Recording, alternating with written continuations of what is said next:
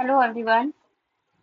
मेरा नाम है रंभा कुमारी और मैं आज आप लोगों को पढ़ाऊंगी प्रियम्बल। सो चलिए स्टार्ट करते हैं।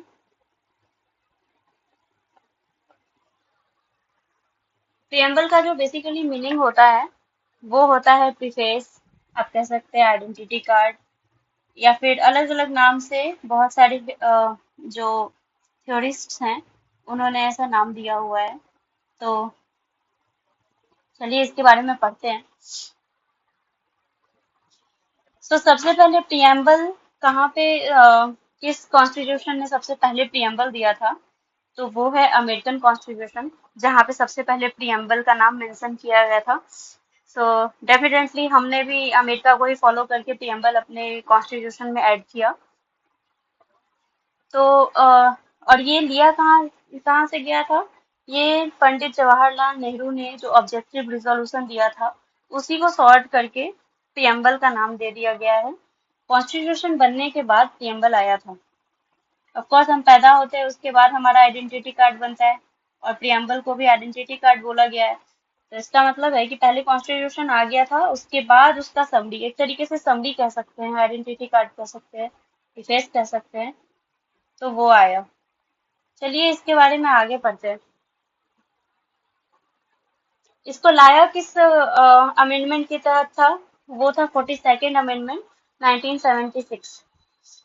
और सॉरी, इसको जो लास्ट टाइम अमेंड किया गया था वो 42nd कॉन्स्टिट्यूशनल अमेंडमेंट एक्ट 1976 में किया गया था, जिसमें कि उस टाइम में हमारी इंदिरा गांधी प्राइम मिनिस्टर थी। तो उस टाइम में सोशलिस्ट, सेक्युलर और इंटीग्रिटी क्या कहते हैं, वर्ड्स को ऐड किया गया था। कौन कौन सा था? सोशलिस्ट was सोशलिस्ट, सेक्युलर और integrity.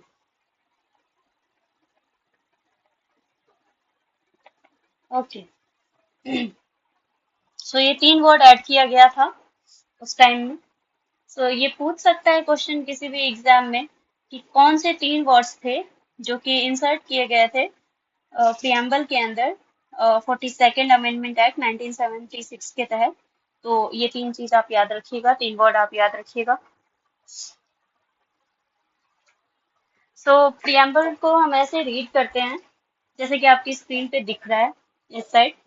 We, the people of India, having solemnly resolved to constitute India into a sovereign, socialist, secular, democratic republic, and to secure to all its citizens justice, social, economic, and political liberty of thought, expression, belief, faith, and worship, equality of status and opportunity, and to promote among them all fraternity, assuring the dignity of the individual and the unity and integrity of the nation. In our Constituent Assembly, this 26th day of November 1949, do hereby adopt, enact, and give to ourselves this Constitution. ये constitution अपने आप में बहुत ही ज्यादा important है। इसको कब लाया गया था? क्या है? 26 नवंबर 1949। ये प्रियम्बल कब आया था ये पूछ सकता है किसी भी एग्जाम में, तो आप याद रखिएगा क्या है, 26 नवंबर 1949। सॉरी। सो यहाँ पे जो सारे वर्ड्स मेंशन किए गए हैं, पहला आप देख सकते हैं कि सॉवरेन लिखा हुआ है, देन सोशलिस्ट लिखा हुआ है, सेक्युलर लिखा हुआ है, डेमोक्रेटिक लिखा हुआ है, रिपब्लिक लिखा हुआ है। तो इसका अपना अपना इंडिविजुअल मीनिंग है जो कि हम आगे क्लास में देखेंगे। उसके बाद ये आप देख सकते हैं जस्टिस है, लिबर्टी है, इक्वालिटी है, फ्रेटर्निटी है। तो ये सारी चीजें हम आगे क्लास में देखेंगे, है ना। चलिए एक सेकंड। हम्म ये देख लेते हैं कि जितने हमारे थ्योरिस्ट्स हैं उन्होंने एक दो का नाम ऐसे इम्पोर्टेंट है, किसी एग्जाम में आ सकता है, इसलिए हम आगे देख लेते हैं उसको। पहला हम बात करते हैं जो कि नानी पालखीवाला हैं, जिन्होंने प्रियम्बल को आइडेंटिटी कार्ड ऑफ कॉन्स्टिट्यूशन बोला है। मैंने पहले ही स्टार्टिंग में ही बता दिया था कि इसको आइडेंटिटी कार्ड भी बोला जाता है। तो इसको किसने बोला है आइडेंटिटी कार्ड ऑफ कॉन्स्टिट्यूशन? वो है नानी पालखीवाला। कौन है? नानी पालखीवाला। ओके, ठीक है। सो दूसरा हम बात करते हैं के एम मुंशी की, जिन्होंने political horoscope of Indian constitution बोला था प्रियम्बल को। इन्होंने कुछ ज्यादा ही बड़ी बात कर दी, पॉलिटिकल हॉरोस्कोप। जैसे कि अब हॉरोस्कोप क्या, इंसान मतलब पहले तो हॉरोस्कोप नहीं देखा जाता है बच्चे का, बच्चा पहले पैदा होता है, धरती पे आता है, उसके बाद उसको हॉरोस्कोप देखा जाता है। तो इस चीज से भी आप ऐसे अंदाजा लगा सकते हैं कि प्रियम्बल जो है हमारा, वो लास्ट में सबको समराइज करके, जितना हमारे कॉन्स्टिट्यूशन में जितने चीज दिए गए हैं सबको समराइज करके तब लास्ट में प्रियम्बल प्रियम्बल बनाया गया था। और के एम मुंशी जी ने बोला हुआ है कि पॉलिटिकल हॉरोस्कोप है, ये आप याद रख सकते हैं। तो आगे हम देखते हैं।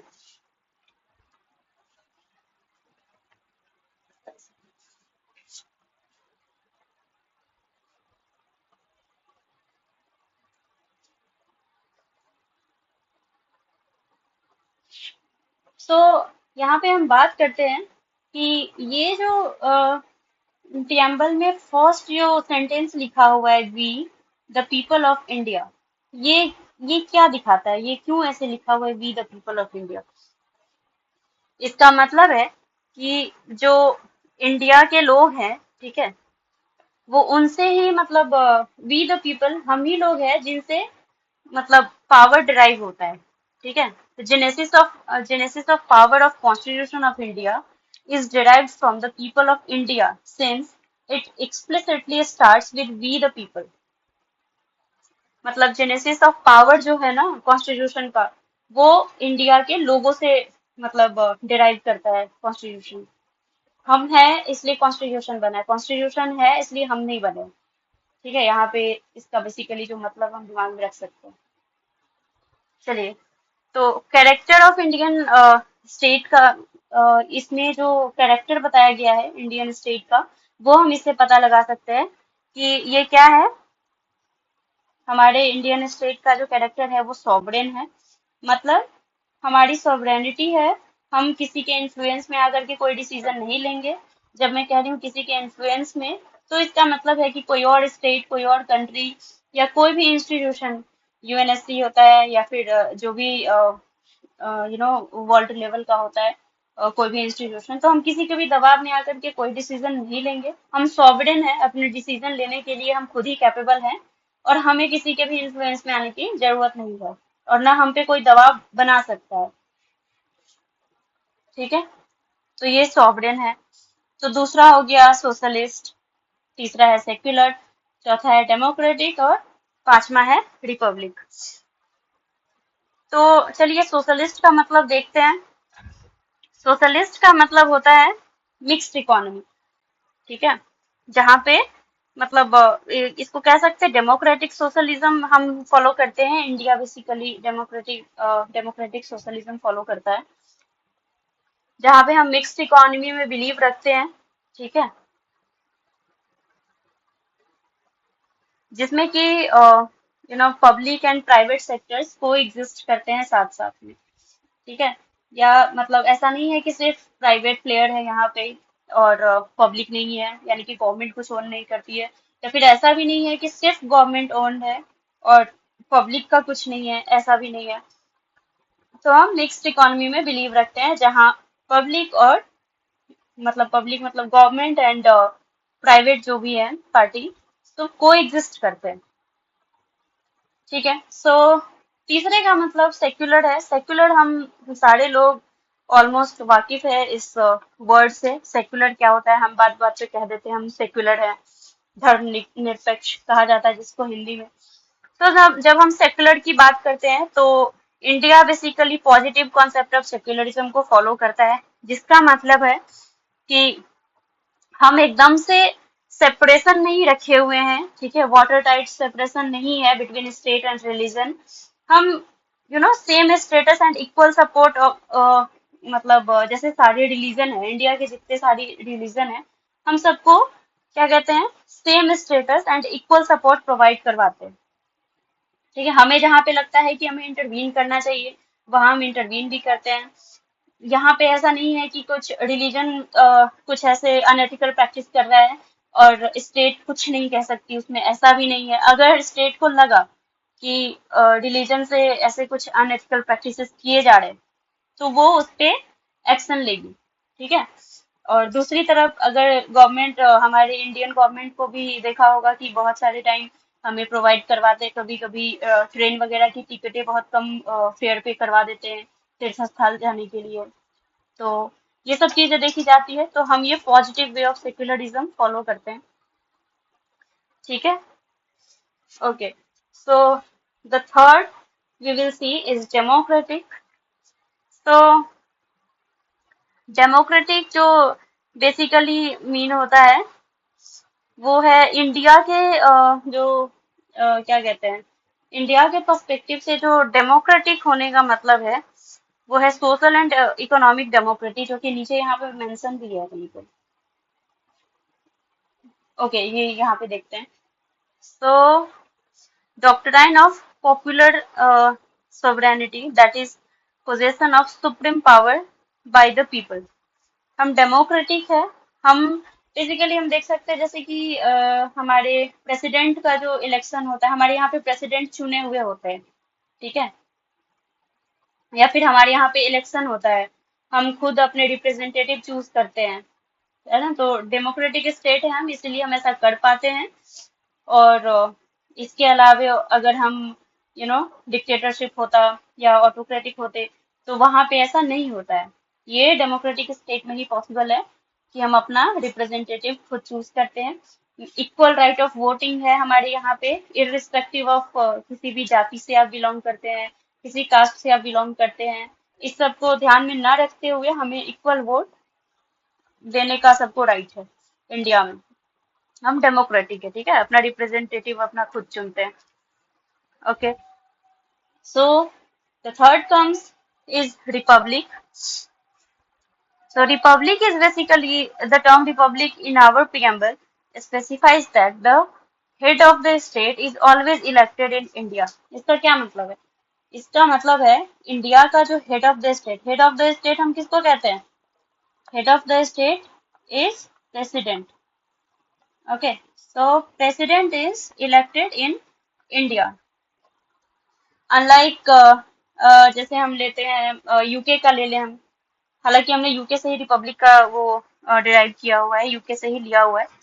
तो वहां पे रिपब्लिक नहीं है, सॉरी, डेमोक्रेटिक का वहां पे है, बट वहां पे रिपब्लिक ऐसा है कि जो खानदानी लोग हैं, जैसे वो क्या नाम है, अभी जो वो क्वीन थी, तो वो मतलब उनका इनहेरिटेड है कि उन्हीं के फैमिली से कोई ऐसा प्रेसिडेंट के पोजीशन पे आएगा। ठीक है, तो वहां पे हमारा इलेक्टेड प्रेसिडेंट वाला जो सीन है वो नहीं है। ठीक है, क्वीन विक्टोरिया, हाँ, तो ये सीन वहां पे नहीं है। ओके, तो हम देखते हैं आगे। चलिए, तो ये हो गया sovereign, socialist, secular, democratic, Republic, ये हो गया। अब आते हैं जस्टिस पे। ठीक है, तो इसमें क्या है, सोशल, इकोनॉमिक एंड पॉलिटिकल, हम तीनों को एक एक करके देखते हैं। तो सोशल जस्टिस क्या होता है कि हम किसी को, किसी के जाति के आधार पे, किसी के स्किन कलर के आधार पे, किसी के मतलब बैकग्राउंड क्या था किसी का, किसी भी चीज के आधार पे उसको जज नहीं करते हैं। ठीक है। Okay, equal treatment of all, कौन कितना रिच है, कौन कितना, मतलब खैर रिच वाला तो ये इकोनॉमिक फैक्टर में आ जाता है कि मतलब इकोनॉमिक जस्टिस होता है कि no discrimination on the basis of economic factor, मतलब कोई पुअर है तो आप उसको उस हिसाब से वो कर रहे हो, ट्रीट कर रहे हो। कोई रिच है तो आप उसको उस हिसाब से ट्रीट कर रहे हो, ऐसा नहीं होता। ठीक है, तो हमारे इंडिया में कॉन्स्टिट्यूशन के खिलाफ है ये चीज। ठीक है, तो इकोनॉमिक हो गया। एंड पॉलिटिकल क्या होता है? पॉलिटिकल होता है इक्वल राइट्स ऑफ वोटिंग, और इक्वल राइट्स कह सकते हैं कि इक्वल पॉलिटिकल राइट्स हमारे यहाँ पे सबको हो, और वोटिंग को हम जनरली कंसीडर करते हैं कि इक्वल पॉलिटिकल राइट है हमारा, कि हम वोट कर सकते हैं, अपने रिप्रेजेंटेटिव को चुन सकते हैं। ठीक है, तो ये हो गया। फिर आता है अपना क्या, लिबर्टी। तो हम लिबर्टी को देखते हैं आगे। Liberty of thought, expression, belief, faith and worship. Okay, wait. So here comes liberty. So जब हम कहते हैं कि लिबर्टी ऑफ थॉट, किसी के थॉट पे आप वो नहीं लगाएंगे कि भाई तू ऐसा नहीं सोच सकता, तू किसी को करोड़पति बनना है वो ऐसा सोच रहा है तो उस पे भी आप वो लगा दो कि नहीं तुम पुअर हो तो तुम ऐसा नहीं सोच सकते हो। वो लिबर्टी है उसके पास कि वो सोच सकता है, इंडिविजुअल थॉट वो रख सकता है अपना। ठीक है, और जैसे थॉट ऑफ एक्सप्रेशन, वो भी वही चीज हो गया कि उसका अपना इंडिविजुअल राइट है, अनटिल एंड अनलेस कि वो किसी और का भी लिबर्टी नहीं छीन रहा है तब तक उसके पास राइट है कि वो अपने थॉट को एक्सप्रेस कर सकता है, अपने एक्सप्रेशन को उस हिसाब से रख सकता है। अपने बिलीफ, फेथ एंड वर्शिप, मतलब जो आप उसका बिलीफ है उस हिसाब से वो चल सकता है, अपने फेथ के हिसाब से चल सकता है, जिस हिसाब और मतलब वर्शिप, वो पूजा पाठ, रिलीजन वगैरह जो भी वो फॉलो करना चाहता है वो कर सकता है अपने हिसाब से, उस पर कोई रिस्ट्रिक्शन नहीं लगेगा। पर हाँ, ये जब तब तक ही होता है जब तक कि आप किसी और की लिबर्टी का हनन नहीं कर रहे हैं, जब तक कि आप किसी और की लिबर्टी उसे नहीं छीन रहे हैं, तब तक ही ये चीजें आप प्रैक्टिस कर सकते हैं। अदरवाइज फिर वो उस हिसाब से आप पे कानूनी कार्रवाई की जाएगी या फिर आपकी लिबर्टी छीन ली जाएगी, वो सब बात की बात है। लेकिन जब तक आप खुद के लिए अपना लिबर्टी एक्सप्रेस कर रहे हो, अपने थॉट को एक्सप्रेस कर रहे हो, अपने बिलीफ को, अपने फेथ वर्शिप, अपना रिलीजन उस हिसाब से फॉलो कर रहे हो, तब तक कोई दिक्कत नहीं है। तो हमारा लिबर्टी ये कहता है। ठीक है, so the next comes is equality. तो चलिए इक्वालिटी देखते हैं कि इक्वालिटी क्या कहता है। Equality of status and of opportunity and to promote among them all. तो इक्वालिटी है, equality basically stands for the absence of special privileges to any section of the society and the provision of adequate opportunities for all individuals without any discrimination. क्या मतलब है इसका कि किसी भी individual का, ठीक है, equality of status and opportunity and to promote among them all, किसी भी इंसान का, ठीक है, आप मतलब किसी बेसिस पे उसको डिस्क्रिमिनेट नहीं करेंगे। कोई अलग कास्ट से आता है, कोई अलग क्या कहते हैं अलग रेस है उसका, तो उस सब के बेसिस पे आप उसको डिस्क्रिमिनेट नहीं करोगे और उसको अपॉर्चुनिटी जो है वो सेम प्रोवाइड करवाई जाएगी। सो इस सब को ये कहीं ना कहीं लिखा हुआ है हमारे कॉन्स्टिट्यूशन में आगे, तभी हम इसको यहाँ पे पढ़ रहे हैं। तो इसको जो सपोर्ट करता है, ये बेसिकली जो equality of status and opportunity and to promote among them all, तो इसको जो सपोर्ट करता है वो बेसिकली कौन कौन से आर्टिकल्स में आते हैं। तो let me tell you those articles. Okay, so ये सब आएगा आपके आर्टिकल, वेट, हाँ, आर्टिकल 14 आप ले लीजिए, आर्टिकल 14, 15, 16, 17 एंड 18। इसके अंदर, ठीक है, ये इक्वालिटी वाली जो चीज हमने यहाँ पे पढ़ी है, इस चीज को प्रैक्टिस की जाती है। ठीक है, कि इसके बेसिस पे किसी भी बेसिस पे आपको ऐसे डिस्क्रिमिनेट नहीं किया जाएगा, जो जो मेंशन है आर्टिकल 14, 15, 16, 17 एंड 18 के अंदर। ठीक है,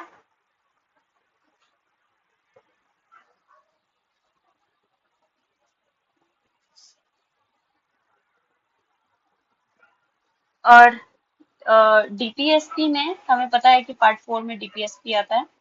सो डीपीएसपी के अंदर आर्टिकल 39, ठीक है, आर्टिकल 39 आता है, जिसको हम ऐसा रीड करते हैं कि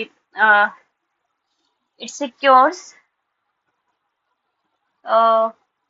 the TPSP secures to men and women equal right to an adequate means of livelihood and equal pay for equal work. बहुत दिनों तक हमारे यहाँ पे ऐसा होता था कि अभी भी हम कहीं कहीं पे देखते हैं कि जो एक ही तरीके का काम होता है वो अगर मेल करे तो उसको अच्छी खासी पेमेंट मिलती है, और वही अगर फीमेल करे तो उनको कम पेमेंट पे निपटा दिया जाता है, ठीक है।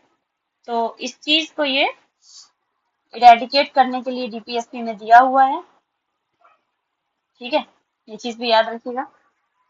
So the last but not the least comes fraternity, ठीक है, जिसको हम क्या कहते हैं, भाईचारा, बंधुत्व, fraternity,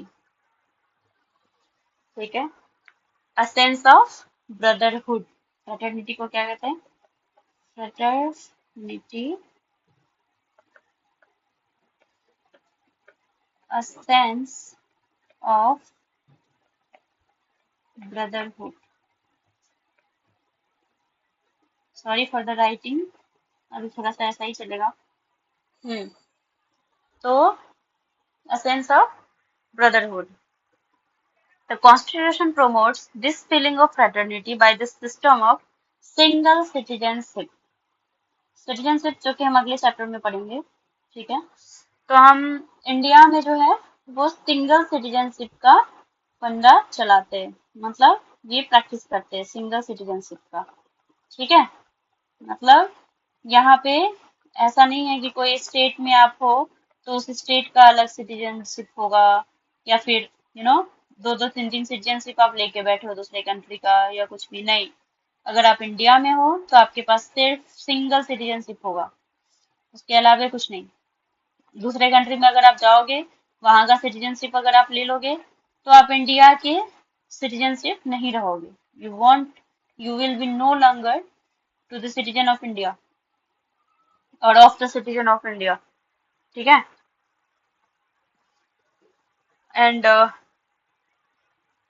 okay, so fraternity assures two things: dignity of individual, individual का डिग्निटी अश्योर करता है फ्रेटर्निटी, ओके, और दूसरा है unity and integrity of nation, जिससे कि unity and integrity of nation बना रहता है, ठीक है।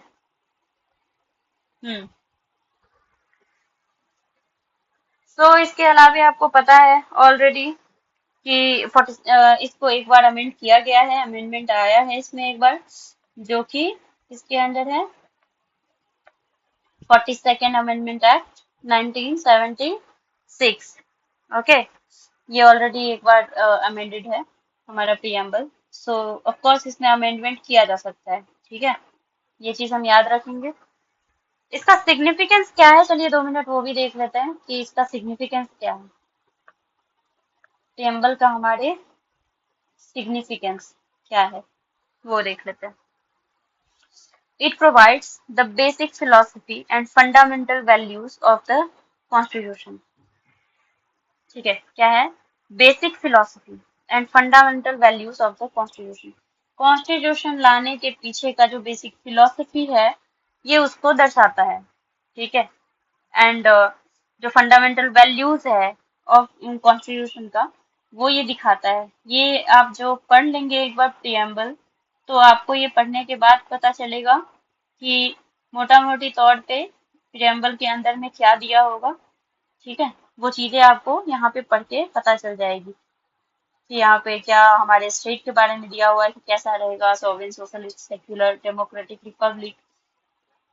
फिर हम कैसी प्रैक्टिसेस, जस्टिस सिस्टम हमारा कैसा रहेगा, social, economic and political justice system हमारा कैसा रहेगा, हम अगर इस स्टेट में रहते हैं या कंट्री में रहते हैं तो यहाँ पे लिबर्टी हमें किस तरीके की दी जाएगी, thought of expression, liberty of thought, expression, belief and faith and worship, equality हमें मिलेगी या नहीं, फ्रेटर्निटी हम फॉलो करेंगे या क्या होगा, ठीक है। तो प्रियम्बल को देख करके मोटा मोटी तौर पे हमें पता चल जाता है इसका मतलब यही है कि ये बेसिक फिलॉसफी को दर्शाता है। ठीक है, तो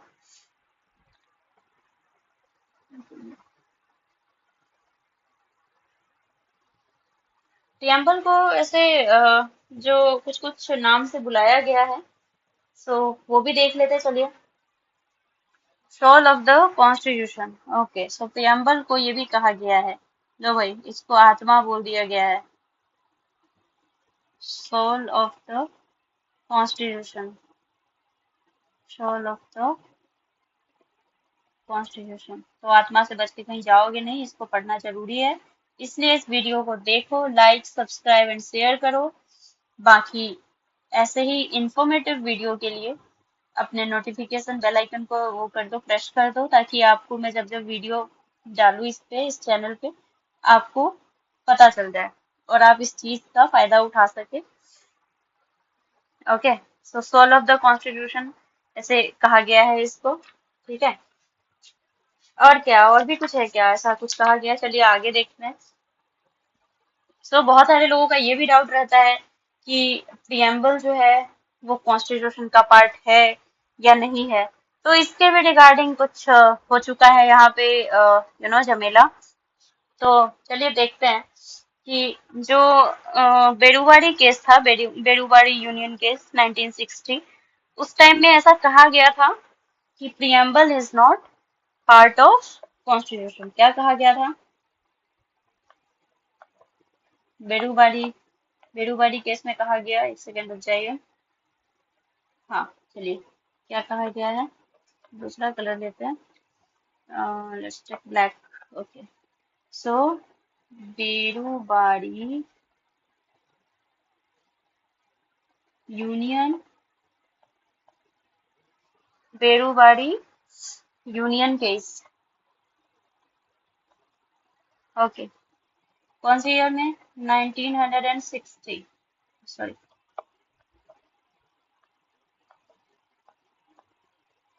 ओके, सो 1960। माइंड इट, मैं जब बोल रही हूँ कि ये इम्पोर्टेंट है, तो हो सकता है कि एग्जाम में आ सके। ठीक है, आ भी जाए एग्जाम में, उस टाइम आपको लगेगा कि थोड़ा सा ज्यादा ध्यान दे दिया होगा।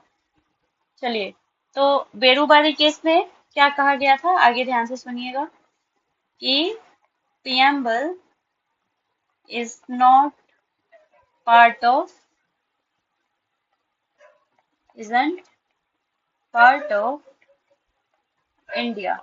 मतलब प्रियम्बल को बेघर कर दिया गया। प्रियम्बल को बोला गया कि भाई तुम part of constitution of India, sorry my bad, preamble is not part of constitution of India, part of constitution of India, constitution of India. Okay, so इसमें ऐसा कहा गया था कि भाई साहब तुम रह रहे हो हमारे घर में, हमारे कॉन्स्टिट्यूशन में, लेकिन तुमको हम फैमिली मेंबर नहीं मानते। ठीक है, ऐसा बोला था। उस दिन प्रियम्बल बहुत रोया था बैठ के कि भाई ऐसा कैसे मेरे साथ डिस्क्रिमिनेशन कर दिया इसने।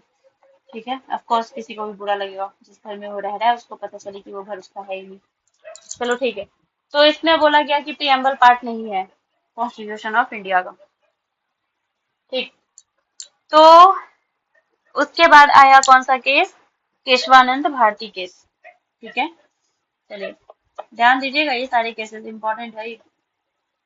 हम्म, उसके बाद आता है केशवानंद भारती केस। केशवानंद, केशवानंद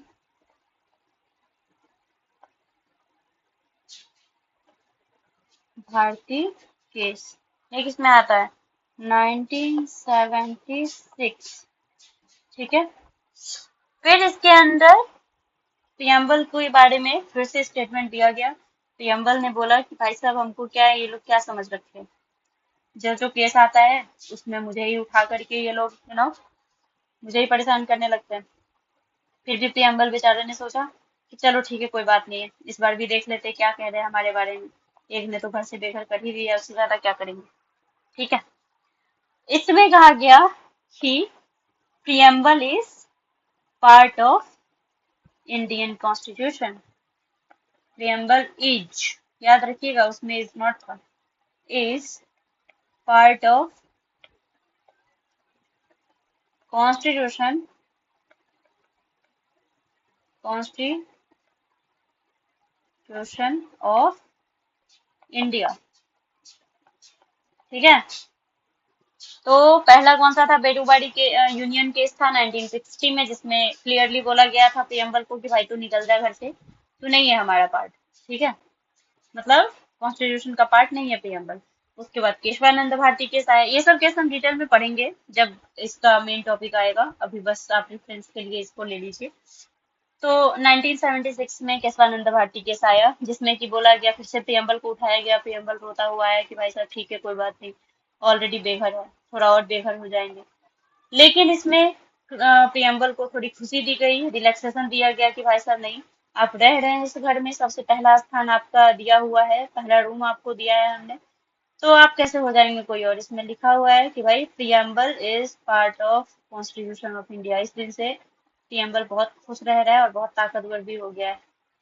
ठीक है, चलिए।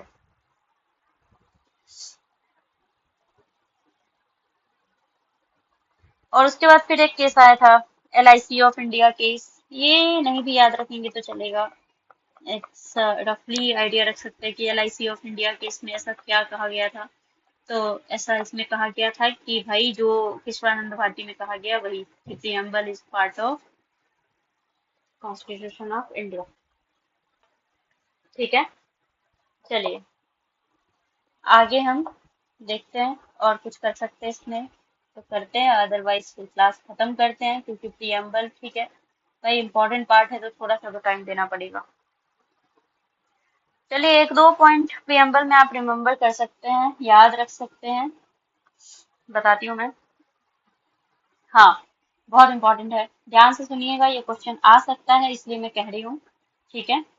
सो प्रियम्बल, बहुत बहुत सारे लोगों का वो रहता है, डाउट रहता है कि प्रियम्बल सोर्स ऑफ पावर है या नहीं, है ना, कोई लिमिटेशन तो नहीं लगाता गवर्नमेंट पे या कुछ भी। नहीं भाई, प्रियम्बल बस आइडेंटिटी कार्ड है। ठीक है। तो preamble is neither a source of power for the legislature nor a limitation on its authority.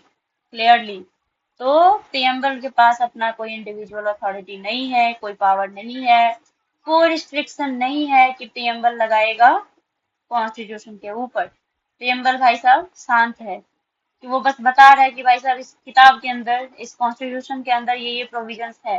बाकी पावर अगर चाहिए तो भाई आर्टिकल 14 से आगे देखो। प्रियम्बल के पास अपना कोई इंडिविजुअल पावर नहीं है, कोई लिमिटेशन लगाने की अथॉरिटी नहीं है। ठीक है, फर्स्ट पॉइंट हो गया। सेकंड पॉइंट हमने ऑलरेडी कर लिया है, कि वो मतलब कब क्या कहा गया था प्रियम्बल के बारे में, कि पार्ट है या नहीं है। ठीक है। So of course preamble is part of constitution and it can be amended, okay, under article 368। आपको पता होगा कि आर्टिकल 368 जो होता है, आर्टिकल 368 जो होता है, इसमें अमेंडमेंट से रिलेटेड चीजें दी हुई है, कि किसी भी पार्ट, कॉन्स्टिट्यूशन के किसी भी पार्ट में अगर आप अमेंडमेंट करते हैं, ठीक है, तो किसके लिए क्या प्रोविजन है। तो ये अमेंडमेंट की बातें किसमें दी गई है, आर्टिकल 368 में दी गई है। ठीक है। तो yes, it can be amended, okay, but can not destroy basic structure of constitution. भाई साहब basic structure of constitution destroy करने का किसी को राइट नहीं है, ना प्रियम्बल को है, न पूरे पूरे यू नो आप कितना भी पावर लगा लो, लेजिस्लेचर, एग्जीक्यूटिव या फिर जुडिशियरी, कोई सा भी पावर लगा लो, आप बेसिक स्ट्रक्चर ऑफ कॉन्स्टिट्यूशन आप नहीं डिस्ट्रॉय कर सकते हो। ठीक है, वही लिखा हुआ है, कोई रॉकेट साइंस नहीं है यहाँ पे, ये बेसिक कॉमन सेंस भी हो सकता है, ऐसे आप लगा सकते हो। ठीक है। और ऑफ कोर्स ये पावर होल्ड नहीं करता है, ठीक है, जब इसके पास कोई अथॉरिटी नहीं है, प्रियम्बल के पास बस सीधा साधा बच्चे जैसा है, तो इसको मतलब ये नॉन जस्टिफिकेबल, ऐसा नहीं है कि आपके साथ ऐसा कुछ होता है, मान लीजिए आपके साथ कोई इनजस्टिस हुआ, ठीक है, तो आप प्रियम्बल के बेसिस पे आप नहीं जा सकते सिर्फ कि भाई यहाँ पे लिखा हुआ है कि हमें जस्टिस मिलेगा और हमें नहीं मिल रहा है, और उसके बेसिस पे आप चाहोगे कि किसी के ऊपर केस करवा दो या कुछ भी, वो नहीं होता है। हाँ, एक चीज है कि अगर आप इसके साथ कॉन्स्टिट्यूशन के अदर पार्ट को लेकर के जाते हैं कि भाई हमारा ये चीजें ब्रिच की गई है, हमारी लिबर्टी छीनी गई है, ठीक है, तो उस केस में हो सकता है। बट सिर्फ इसके बेसिस पे कि प्रियम्बल पे लिखा हुआ है तो आप उसके लिए चले गए, तो ये नॉन जस्टिसिएबल है। एक सेकंड में क्या ही लिख रही हूँ, वेट अ मिनट। हाँ, non justiciable. Okay, so okay guys, this was our very first class. Hope you have enjoyed the class. Thank you very much, and please uh, like and subscribe my channel so that whenever I will upload any other video, you will get a notice. Thank you so much. Thank you.